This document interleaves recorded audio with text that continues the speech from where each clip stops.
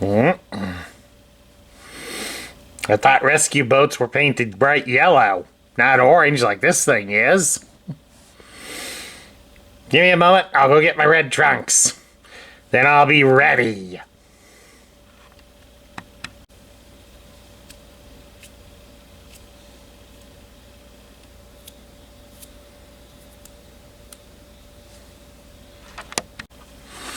Hello everybody, Sparkster1701 here.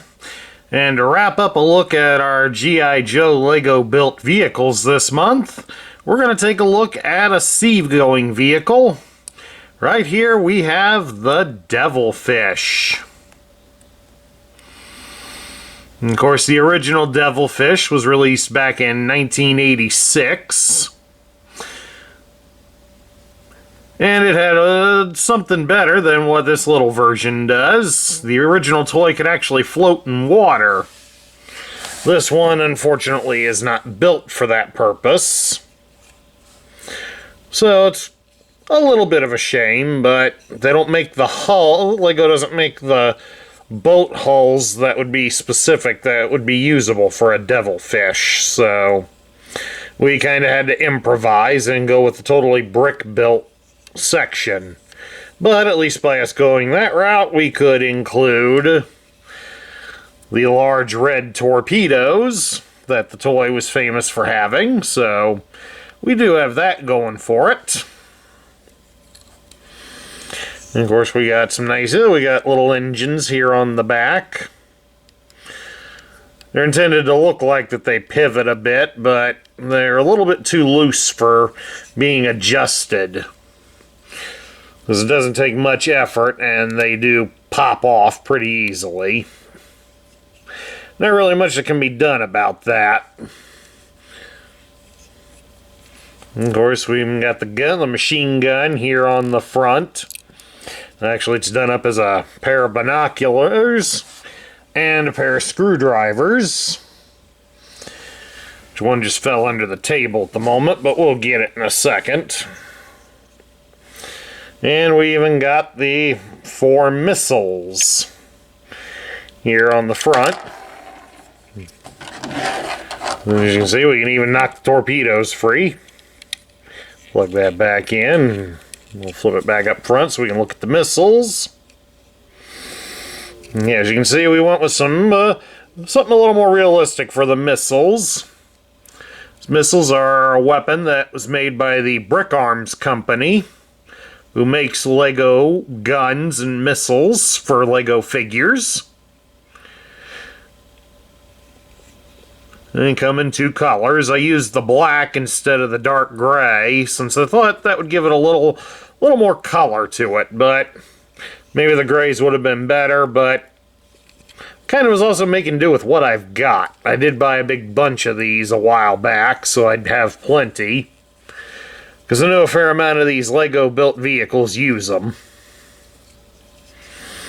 Yeah, let me retrieve that screwdriver. We'll load this vehicle up. Okay, I got that back and I got it reattached. Well, we've got it removed here at a moment because it is a little easier to get a guy in it if we remove the controls out of it. As you can see, it's very, very narrow in there. But the only way to really solve that would probably be to stretch the boat out by 1 more row of studs. But we're not going to worry about that.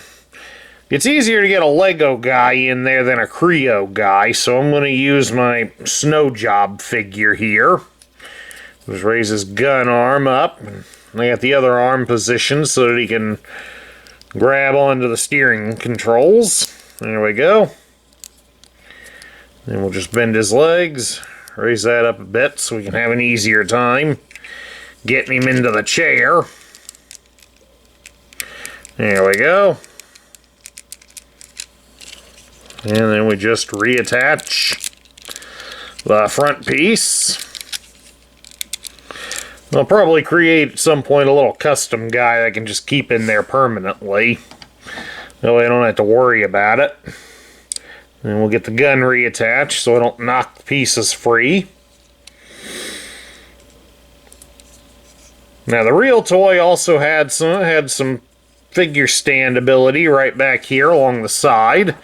And as you can see, since we do have some studs featured there, we can put a couple of guys on. We'll go with our Creo Beachhead here. Get him mounted on there, and then he's standing on there pretty good. And for the other side, we'll just put Snake Eyes. And then there we have it. We got the Devilfish loaded up with people.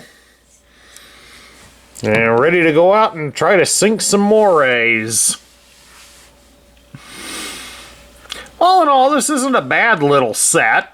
Like I said, the only real gripe that I have with it is the fact that it is a little tight for getting a driver inside there. But since it isn't too hard to remove the control area, there is a workaround to get some guys in it.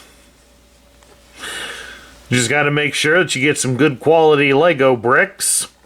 So I think that binocular is a little wonky on me since that screwdriver always falls off. But all in all, it is a nice little set. It's a pity it doesn't float. But hey, it's still a nice little display. It does make a nice display piece. And it is sturdy enough for some decent play.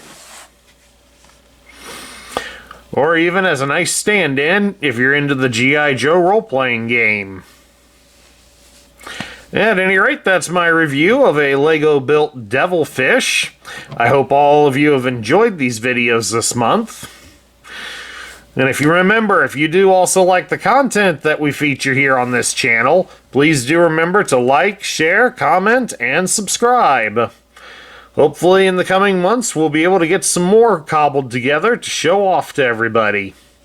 But in the meantime, this is Sparkster1701 saying I will catch you all later.